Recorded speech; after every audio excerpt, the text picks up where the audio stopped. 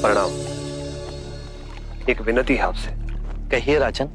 पिछले कई दिनों से मेरे स्वप्न में मेरे पिताश्री आ रहे हैं।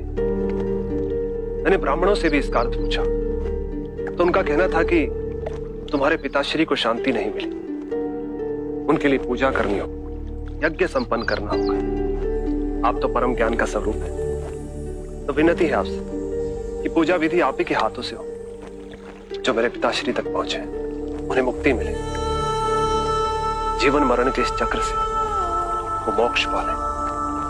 अवश्य राजन। आप मिट्टी के 2 घड़े मंगवाइए, एक में घी भरवाइए और एक घड़े में कंकड़ पत्थर भरवाइए, और उन दोनों घड़ों के मुंह कपड़े से बंधवा दीजिए और उन्हें लेकर नदी के तट पर आइए। मैं वहीं आपकी प्रतीक्षा करूंगा। मैं भी इसका प्रबंध करता हूं महाराज।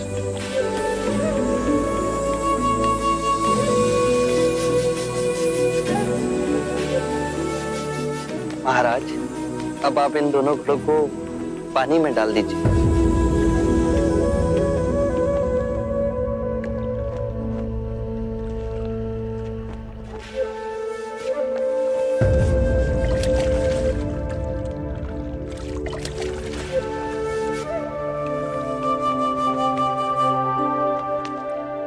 महाराज, अब इन दोनों घड़ों को आप तोड़ दीजिए।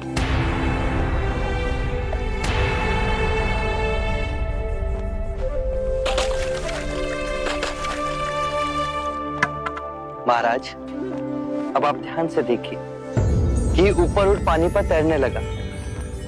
अब बताइए, मेरे या किसी और के पूजा पाठ करने से क्या ये घी नीचे बैठ सकता है?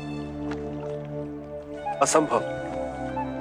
ये तो घी का स्वभाव ही नहीं। सत्य कहा आप। उसी प्रकार किसी भी पूजा पाठ, विधि विधान, कर्म कांड के द्वारा पानी के अंदर डूबे हुए कंकड़ पत्थर क्या ऊपर आ तैर सकते हैं?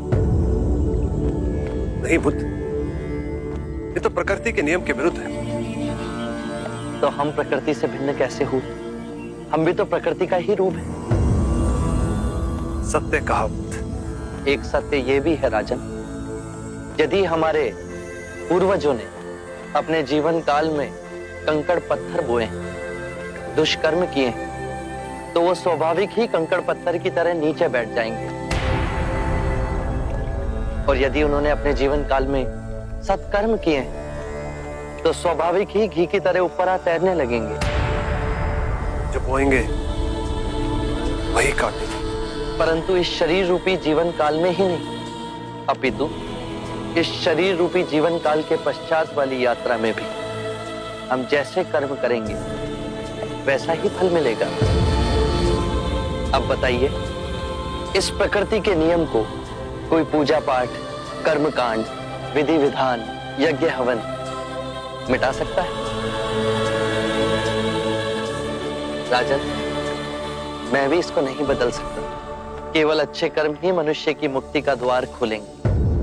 ये कैसी तलवार है आपके हाथ में, जो एक क्षण में सारे झूठ काट केवल ज्ञान को प्रकाशित करती है।